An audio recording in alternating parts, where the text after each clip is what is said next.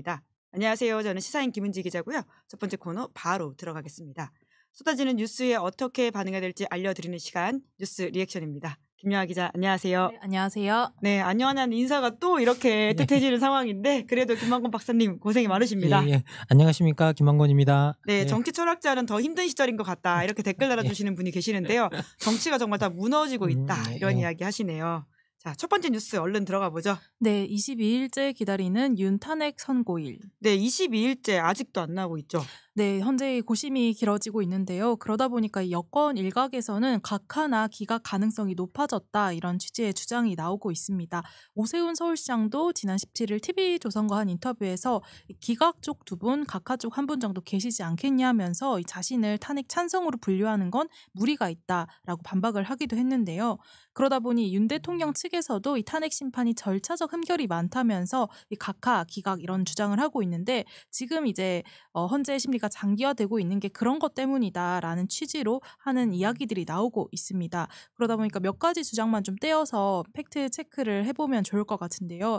가장 지금 많이 나오는 주장이 국회 측이 형법상 내란죄를 탄핵소추 사유에서 철회했기 때문에 이 절차상의 흠결이 있다 이런 주장입니다. 그러니까 이 동일한 탄핵소추권이 아니기 때문에 각하되어야 한다라는 취지인데요. 하지만 이 탄핵 심판이 형사재판과 분명히 다르고 이 비상계엄과 관련해서 위헌, 위법 행위가 있었는지를 따지는 과정이라고 봤을 때 헌재에서 다룰 쟁점을 명확하게 하는 과정에 불과하다라는 차원에서 이 절차적 하자로 보기 어렵다. 이런 분석이 이 법조계에서 많이 나오고 있고요. 뿐만 아니라 박근혜 대통령 때도 탄핵 때 비슷한 전례가 있었습니다. 국회 측이 형법상 뇌물죄를 소추 사유에 넣었다가 이걸 이제 헌법 위반 행위로 바꾸는 과정이었는데 당시에 이 국회 탄핵소추위원장이었던 지금 권성동 국민의힘 원내대표가 이 범죄가 성립하느냐 유무는 헌법재판 대상이 아니라 형사재판의 대상이 되는 것이다라고 아주 일봉요연하게 해설을 한 바 있습니다. 두 번째 주장이 이제 헌재 증거 자료가 오염되었다라는 취지의 주장이 또 있는데요. 즉 곽종근 전 사령관이라든가 또 홍장원 전 국정원 1차장의 진술, 메모에 대해서 야당의 회유를 받은 것이라면서 문제를 삼는 건데 사실 군 지휘부들이 수사기관이나 헌재에서 했던 진술이 좀 일관되게 이 정치인 체포 지시가 있었다라는 걸 가리키고 있습니다. 뿐만 아니라 헌재에서 유일하게 직권으로 채택한 조성현 수방사 제1단장의 이 헌재 증언만 보더라도 국회 내부에 들어가서 의원들을 끌어내라 이런 지시가 있었다라고 밝힌 바 있기도 하죠. 뿐만 아니라 윤 대통령 측은 이 헌재가 검찰 조서를 이 증거로 채택해서 이 형사소송법을 준용하지 않았다거나 변론기일을 일괄로 지정을 해서 대통령의 방어권을 제한했다 이렇게 지적을 하기도 하는데요. 하지만 헌법재판소가 이 부분 관련한 논점에 대해서도 헌법재판과 형사재판이 엄연히 다르다 이런 점을 강조해 왔고요. 무엇보다 이 헌재가 변론기일을 사전에 지정한 것이 이번이 처음이 아니라 박근혜 대통령 탄핵 심판 때도 마찬가지였습니다. 결국 이런 식의 어떤 주장들이 재판을 지연시키려 했던 전략 아니냐 이런 지적이 나옵니다. 네, 시간이 길어지다 보니까 여권 일각과 윤석열 대통령 변호인 쪽에서는 이제 기각이나 각하가 유력하다 이런 식의 주장을 계속하고 있는 것 같습니다. 어떻게 보십니까? 저는 사실은 이제 시간이 길어지는 것에 대해서 우리가 다양한 이유를 추측은 할 수 있지만 결국은 제가 가장 보는 중요한 이유는 뭐냐면 이것을 8대 0으로 만들기 위한 노력이다라고 저는 사실은 생각을 합니다. 왜냐하면 이런 중요한 결정이 사실 스플릿 판정, 그러니까 소위 말해 6대 2로 난다거나 7대 1로 난다거나만 해도 상당히 어떻게 보면 파장을 만들 수가 있습니다. 결국은 헌법재판소조차 이건 확신하지 못하는 거 아니냐. 누군가는 확신하지 못하는 결정이 아니냐라는 이제 이유들이 나올 수 있기 때문에 기본적으로 중요한 재판일수록 이제 몰아서 이제 어떻게 보면 전원 합의를 통해서 결정하는 성향이 있습니다. 제가 이제 저번 방송에도 한번 언급을 했었는데요. 미국 역사상 가장 위대한 판결 중에 하나라고 여겨지는 브라운 대 토피카 판결이라고 해서 이제 소위 말해 인종 통합 교육을 결정하는 판정이 있었습니다. 이때 얼 워렌이라는 분이 이 헌법재판 그러니까 우리로 치면 헌법재판소장 역할을 하는 대법원장이었는데요. 이분이 이걸 9대 0 판결을 만들기 위해서 엄청나게 노력을 합니다. 그리고 모든 판사들의 판결을 다 모아내고요. 그리고 이때는 각자 의견을 쓰지 못하도록 했습니다. 심지어 각자 의견을 쓰지도 못하게 해서 딱 하나의 이제 그 의견 그 판결문을 만들어서 내놓고 이제 어떻게 보면 미국의 대법원이 연방 대법원이 명확하게 이제 그 의지를 보여준 것이었는데요. 저는 지금 우리 탄핵 심판 같은 경우에는 상당히 이제 그런 측면에서 중요하다고 생각하고 결국은 헌법재판소가 저는 어떠한 방식으로든 스플릿 판정은 만들지 않을 거다라는 생각이 들고 그러면 사실 8대 0 외에는 기대할 수 있는 판결이 네. 없다라고 저는 개인적으로 생각을 합니다. 그래서 여러분들이 시간이 조금 길어지는 거 저도 진짜 답답하거든요. 저도 진짜 답답하고 이렇게까지 길어질 일인가라고 생각은 하고 있지만 여러분께서 좀 안심하고 기다리셔도 된다. 그러니까 너무 이렇게 그 조바심을 내지 않으셔도 될 것 같다라고 이제 생각하는 게 제 개인적인 생각이고요.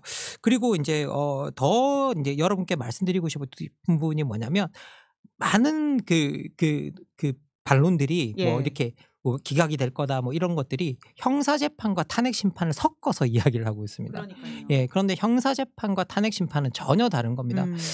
형사 재판은요 정말 고도의 증거의 입증이 필요한 작업이고요. 탄핵 심판은 그렇지 않습니다. 탄핵 심판의 본질은 기본적으로 행정부서 여기서는 행정부서와 입법부서의 갈등을 해결해 주는 거고요. 그 갈등을 해결해 주는 과정 속에서 요구하는 증거들은 우리가 생각하는 형사재판에서의 개개인이 무엇을 했는가를 명확하게 가리는 그런 것과 완전히 다른 과정이다라고 이제 말씀을 드리고 싶습니다. 그래서 요걸 이제 자꾸 이걸 섞어가지고 형사재판에서의 구속 정지를 가지고 마치 탄핵 심판에게 영향을 미칠 거다라는 식의 이야기를 가져오고 그리고 이제 어떻게 보면 논점을 섞고 그리고 회피해버리고 또 옮겨버리고 왜곡하는 경우들이 상당히 많은데요.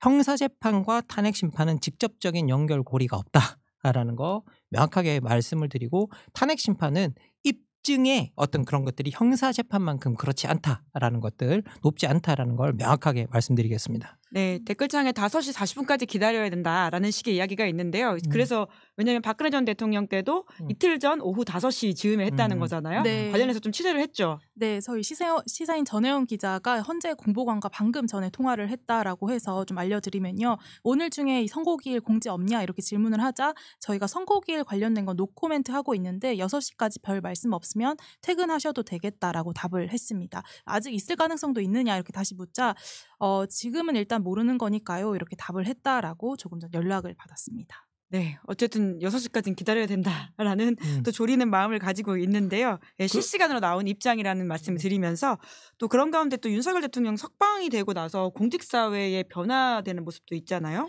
네, 어제 이제 이복현 금감원장이 국회 정무위에 출석을 했습니다. 삼부토건 주가 조작 관련한 질의가 이어졌는데 이 일부 이해관계자들의 김건희도 포함이 되느냐라고 이제 민병덕 의원이 질의를 하자 이복현 원장이 한숨을 쉬고 또 잠시 뜸을 들이다가 아니 포함되지 않습니다. 이렇게 답을 합니다. 앞서 이 삼부토건 주가 조작 관련해서 6개월째 금감원이 조사를 하고 있는데 100억 원대 시세 차익을 본 것으로 확인을 한 바가 있죠. 이복현 원장은 관련해서 금감원의 명운이 걸려 있다라는 걸 잘 알고 있다. 이렇게 답을 하기도 했습니다. 뿐만 아니라 한 가지 이제 관련된 소식이 더 있는데요. MBC 보도에 따르면 경호처에 이어서 이 국민권익위도 중징계를 추진하고 있는 것으로 확인이 됐습니다. 지난해 이제 계엄 이후에 12월 6일 이 국민권익위 위원 4명이 계엄에 비판하는 성명을 냈는데요. 이 가운데 이름을 올린 한삼석 상임위원에 대해서 권익위가 징계를 요구하면서 임명권자이면서 상관인 대통령의 처벌을 주장해서 권익위 신뢰를 저해했다 이런 이유를 들었습니다. 뿐만 아니라 이 위원이 김건희 여사 명품백 이 사건 종결에 있어서도 반대를 했는데 이를 두고도 당시 위원회 결정이 잘못됐다라는 인식을 줬다 이렇게 평가를 해서 논란입니다. 네, 댓글창에 헌재 야근해라 퇴근하면 안 된다 이런 이야기들이 실시간으로 달리고 있습니다. 답답한 마음들을 좀 여기서 같이 이야기하면서 좀 해소를 했으면 좋겠다는 생각이 드는데요. 윤석열 대통령 석방이 이렇게까지 또 공직자들의 좀 현실을 좀 위협하는 게 아닌가라는 생각이 들기도 하네요. 실제로 이제 그 구속된 사람이 석방이 됐다고 하면 이 시그널을 잘못 받아들일 수 있는 거죠. 몇몇 이제 잘못 받아들일 수 있는 거고 특히 어떻게 이복현 금감위원장 같은 경우에는 기관의 명운을 책임지고 있기 때문에 여기에 대해서 아주 신중하게 대처한다라고 사실은 볼 수 있지만 여기서 균형 잡히게 살펴보겠다라는 말은 전 무슨 말인지 모르겠습니다. 팩트만 보면 되는 거죠. 무슨 일이 일어났는가 그리고 이것이 그것인가 아닌가를 보는 것이지 여기서 균형 잡고 볼 일은 아무것도 없다라고 저는 개인적으로 이제 그렇게 생각이 들고요. 그리고 이제 국민권익위원회 같은 경우가 저는 대표적으로 권력이 장악해버린 기간 중에 하나라고 생각합니다. 대표적으로 명품백 저희들 그 판결 날 때부터 그랬고요. 그러면 이제 그때부터 저희들이 다 말을 했었죠. 그러면 다 부인들한테 주면 되겠네. 그러면 이런 말도 안 되는 판결을 우리가 하면 되는 건가라고 이제 이야기를 했는데 그럼에도 불구하고 권익위가 뻔뻔스럽게 이걸 덮었었거든요. 그리고 그 과정 속에서 여러분 다 아시겠지만 권익위의 이제 관계자 한 분이 이제 스스로 이제 그 뭐 세상을 뜨시는 일도 일어나고 그러면서 권익위에 대한 문제들이 계속 제기가 되었었는데요. 실제 저는 이제 그 이게 여전히 권익위가 권력과 일체가 되어서 움직이는 세력이 정부 곳곳에 잠식해 있다는 걸 확인시켜주는 어떤 그런 역할을 하고 있는 게 아닌가라는 생각이 들고요. 잘못 뽑은 대표자 하나가 어떻게 시스템 전체를 망가뜨리고 시스템 자체를 이제 부패하게 만들 수 있는지를 보여주는 대표적인 사례라고 생각이 듭니다. 분명히 이 시그널을 이렇게 받아들이고 이제 이렇게까지 나오는 사람은 정말 저는 권력과 일체돼서 움직이고 있다라는 생각이거든요. 정말 지금 어떻게 보면 이복현 금감위원처럼 눈치를 봐야 되는데 그것도 보는 것도 아니잖아요. 그럼 이건 정말 일체형으로 움직이고 있다라는 이제 그런 뜻이기 때문에 저희들이 이런 기관들은 반드시 저희들이 이제 어떻게 보면 개혁이 요구된다라는 생각입니다. 예. 네, 두 번째 뉴스도 계엄 그러니까 탄핵이 필요한 이유이기도 한 것 같습니다. 네, 계엄 전 군 시체 비닐백 대량 구매. 네, 그러니까 계엄 전에 군에서 이런 것들을 했다는 거죠? 네, MBC가 보도한 내용인데요. 지난해 8월 22일에 2군단 사령부 소속의 이 군무원이 서울의 종이관 제조업체에 연락을 해서 이 시신 이동 보관 업체를 알아보고 있다라고 하면서 사망자가 예를 들어 3,000개가 필요하다면 어떻겠느냐, 종이관 1,000개를 구매할 경우 가격이 얼마냐 이런 질문을 구체적으로 문의한 것으로 전해졌습니다. 실제로 이게 구매가 이뤄진 건 아닌데 군이 시신 처리를 위해서 민간업체에 관을 사들인 전례가 이 5년간 없었던 것으로 파악이 됐는데요. 뿐만 아니라 이 시신을 임시 보관하는 영현백을 대량으로 사들였다 이런 것도 확인이 됐습니다. 특히 이제 지난해 12월 기준으로 이게 평소 보유량의 2배에 가까운 이 4,940개를 이제 보유하고 있었다라는 건데요. 비상계엄을 전후로 한 시기였기 때문에 군이 어떻게 보면 다수의 시신 발생을 대비한 게 아니냐 이런 의혹도 나오고 있습니다. 관련해서 군은 이제 뭐 아이디어 차원의 논의일 뿐이었고 또 앞서서 계획한 것들이 이제 12월에 납품된 것이다 이런 이제 해명을 했습니다. 네, 군의 해명 어떻게 보십니까? 이거 여러분 어떻게 생각하십니까? 이거 믿어지세요? 타이밍이 너무 절묘하잖아요. 예, 말이 안 되는 거죠. 실제로 보면 이제 그 군이 지난 5년간 민간업체에서 관을 사들인 적이 없다라고 이제 이야기를 했지만 이 같은 말을 했던 관계자가 뭐라고 이야기하냐면 창군 이래라도 한 번도 없었을 거다라고 이제 그렇게 이야기를 합니다. 그러면 그만큼 민간 쪽에다가 관을 주문하거나 이런 일은 드물거나 정말 없는 일, 전례가 잘 없는 일이라는 거죠. 그런데 이걸 갑자기 한다고요? 그리고 이걸 갑자기 무슨 훈련에 대비해서 우리가 이거 더 그것들 준비한다라는 아주 말도 안 되는 변명을 댔는데 여러분 군대에 한 해에 사망자가 사실 100명 정도밖에 안 됩니다. 예, 생각보다 군대에 우리의 자식을 보내놓고 걱정을 많이 하시지만 그것 때문에 군대가 진짜 많이 신경을 씁니다. 안전이나 이런 것들에 대해서. 그래서 생각보다 사망자가 많지 않아요. 그런데 여기에서 여기에 거의 5,900에 달하는 4,940개 영현백 같은 경우에는 그런데요. 그럼 이건 평소 보유의 3배에 달하는 거였거든요. 생각해 보면.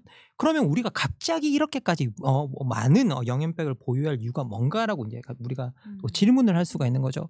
결국은 이건 계엄에 대비한 거였고 그리고 계엄에서 이건 사실 여러분 정치인 체포 이런 사람 체포로 3,000개가 필요할까요?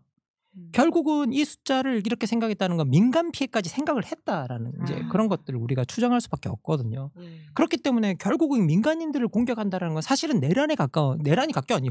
그러니까 내전을 일으키는 거잖아요. 예. 그런 것들을 우리가 충분히 생각해 볼 수 있는 거기 때문에 이건 정말 경악할 만한 일이라고 저는 생각합니다. 예. 네, 호프님이 국제전 일으켜서 계엄하려고 했으니까 그런 거 아니냐. 역풍이다님은 누가 소중한 아이들을 군대 보내고 싶을까 이러면 이라는 지적도 해주시네요. 자, 세 번째 뉴스 키워드 넘어가 보죠. 이재명, 최상목 직무유기 현행범 체포 가능. 네, 이재명 대표가 오늘 이렇게 말했죠. 네, 오늘 최고위에서 이 대표가 최상목 권한대행을 향해서 이 최대행은 헌법상 의무를 이행하지 않는 직무유기 현행범으로 이 경찰이든 국민이든 누구나 즉시 체포를 할 수 있으니 몸조심하라 이렇게 말을 했습니다. 최상목 대행이 현재 판단에도 불구하고 21제 마은혁 재판관 후보자를 임명을 하지 않고 있는 점을 비판한 건데요.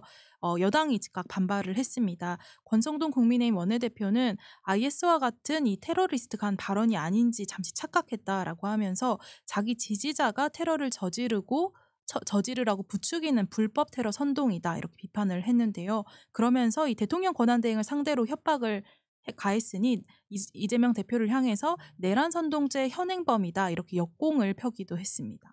네, 최상목 권한대행의 행보 어떻게 평가하십니까? 저는 최상목 권한대행이 대통령 놀이하고 있다라고 저는 분명히 이제 말할 수 있고요.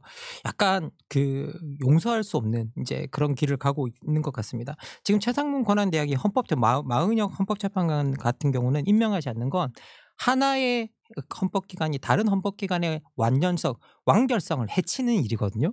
사실은 이걸 헌법재판소가 네가 이걸 임명하지 않는 건 헌법 위반이다라고까지 이야기했는데 그것들을 보류하고 있는 것들은 뭐냐라고 하면 이건 권한대행이 헌법도 무시할 정도인 거잖아요. 그런데 자기는 남들 보고 다 법 지키라고 이야기하면서 자기는 지금 헌법적 사안을 무시하고 있는 일들이 일어나고 있습니다. 이거 누구한테 배운 거겠어요? 예? 자기 앞에 있었던 사람한테 배운 거 그냥 그대로 따라하면서 지금 전임자가 하던 그 일을 하고 있는 그 짓이라고 할 뻔했네요. 예. 대통령 놀이하고 있는 상황인데요. 실제로 이런 일에 맞서서 이제 김정환 변호사라고 있습니다. 이건 개인이 한 일이기 때문에 저희들이 밝혀야 되는데 이걸 자꾸 여당은 또 민주당이 했다고 하는데 아닙니다. 전혀 상의하지 않은 개인인 김정환 변호사라는 분이 있는데 이분이 왜 개인적으로 이분이 마은혁 헌법재판관으로 임시로 임명해야 된다는 가처분 신청을 냈냐면요. 우리나라에 몇 명 없는 헌법재판을 하는 변호사입니다. 우리나라에 몇 손가락 아래 드는 이제 정말 몇 명이 없습니다. 그 전문 변호사가. 근데 이 일을 내가 하고 있는데 지금 이런 헌법적 위반 상황에 맞서서 내가 아무것도 안 하면 안 되겠다라고 생각해서 내 결정으로 이걸 이제 가처분 신청을 했다라고 이야기를 하고 있습니다. 여기에 이제 이유를 들여다보면요, 기본적으로 이 지금 최상목 권한대행이 그 임명권 자체, 그 소위 말해서 대통령 권한대행이 가지고 있는 임명권 자체를 내가 부정하는 건 아니다. 그런데 임명하지 않음으로써 다른 기관이 정상적으로 작동하지 못하게 만들고 있고, 이는 헌재 결정이 원래 9인으로 인해서 완결성을 가지는데 8인으로 머물게 하면서 기본적으로 현재 결정의 정당성을 어느 정도 왜곡시키는 역할을 하기 때문에 이걸 반드시 임명을 해야 된다라고 이제 그 이유를 대고 있습니다. 기본적으로 우리가 헌법재판의 규범력이 가장 높을 때가 헌법재판관이 9명이 임했을 때죠. 그래서 기본적으로 우리가 하나의 헌법기관이 다른 헌법기관의 완결성을 해치는 일을 하면 안 됩니다. 그런데 지금 최상목 권한대행이 이 일을 하고 있다는 점에서 우리가 비판의 정도를 넘어서 나중에 권한대행이 끝나고 나고 이 사태가 정리가 되고 난 다음에 최상목 권한대행은 반드시 이 시기에 자기가 한 일에 대해서 사법적 책임을 져야 한다라는 생각입니다. 네. 그리고 아까 이제 영연백 이야기를 하면서 이제 거의 5,000개 가까이 있다라는 말씀을 드렸는데요. 이제 거기에 대한 군의 해명을 반박하면서 나왔던 100명에 대한 숫자에 대한 언급이 결코 많다 이런 이야기는 아니다. 전혀 그렇지 않습니다. 100명이나 진짜 네, 정말 다 소중한 다 소중합니다. 혹시라도 싶어서 정말 죄송합니다. 그게 잘못 들렸다면 정말 죄송합니다.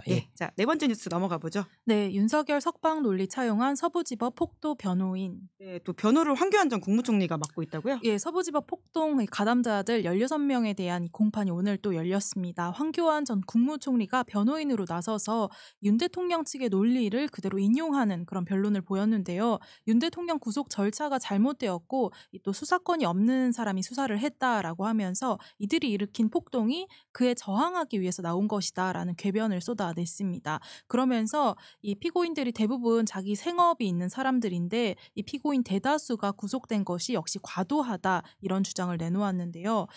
관련해서 어쨌든 지금 한국 사회에 극우주의가 좀 확산되는 거 아니냐 이런 우려가 나오고 있습니다. 그런 가운데 민주주의는 어떻게 무너지는가의 저자인 스티븐 레비츠키 교수가 지난 3월 6일 이 하버드대 학보에 한국을 언급한 글이 또 오늘 많이 회자가 됐는데요. 이 글에 따르면은 하버드가 민주주의를 위한 입장을 취해야 된다 이런 제목의 글에서 작년에 계엄령에 맞서서 싸우는 한국을 보라. 권위주의를 막을 수 있는 건 사회가 반응할 때뿐이다. 이렇게 언급을 하는 대목이 오늘 또 관심을 받았습니다. 네, 트럼프에 맞서서 미국 시민들의 행동이 필요하다라는 예를 들면서 한국이 나왔네요. 예, 그렇습니다. 실제 이제 저희 한국이 여러분 이렇게 말씀드리면 좀 마음이 좀 아픈데요. 전 세계에서 지금 가장 주목하고 있는 사례입니다. 왜냐하면 모든 세계 학자들이 주목하고 있고요. 지금 전 세계 극우화되어가는 상황에서 사실 시민들이 권력에 이렇게 적극적으로 맞서 싸운 경우가 거의 없거든요. 그래서 다 주목하고 있고, 그리고 이번 헌재 결정도 전 세계 헌법재판소가 주목하고 있습니다. 그래서 이 결정문이 영어로 어떻게 나오게 되는데, 그리고 다 영어로 이제 사실은 어떤 동시 번역되어서 다 결정되자마자 뿌려지게 될 겁니다. 그래서 전 세계에서 다 기다리고 있는 어떤 그런 케이스가 된 건 뭐냐? 우리가 그 모범 사례를 만들어가고 있다라고 많은 곳에서 생각하고 있기 때문입니다. 사실 많은 국가에서 헌법재판소가 가지고 공격받고 있거든요.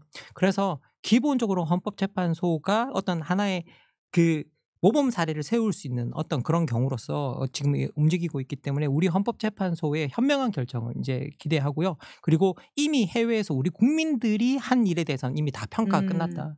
대한민국의 국민들이 정말 민주주의를 지켜냈다라고 이제 말씀을 드리고 싶습니다. 그리고 오늘 제가 이제 방송 와중에 제가 이 비교를 하는 과정에서 군 사망자 100명에 대해서 혹시 여러분께서 오해할 수 있는 여지가 있을 것 같은데요. 근데 정말 우리 젊은이들 보내고 나서 다 소중한 건데 제가 그 표현이 정말 잘못되었었습니다. 그래서 그 부분에 대해서는 여러분 오해 없으시길 바라고, 그 점에 대해서는 혹시라도 있으시면 제가 고개 숙여서 사과를 드리겠습니다. 예, 누구나 실수할 수 있는데 또 바로 이렇게 말씀을 해주시고 또 계속해서 강하게 사과하시는 것도 굉장히 좀 많은 기감이 될 거라는 생각이 듭니다. 진짜 아까 하버드대 교수 이야기처럼 우리 시민은 너무 잘하고 있고요. 이제 엘리트들만 잘해주면 될 것 같다라는 생각이 듭니다. 예, 다음 주에 뵐 때는 진짜 좀 탄핵 선고 이후에 뵈었으면 좋겠습니다. 그럼 두 분 수고 많으셨습니다. 고맙습니다. 감사합니다. 네, 저는 광고하겠습니다. 무조건 써야 하는 인터넷 휴대폰 정수기 렌탈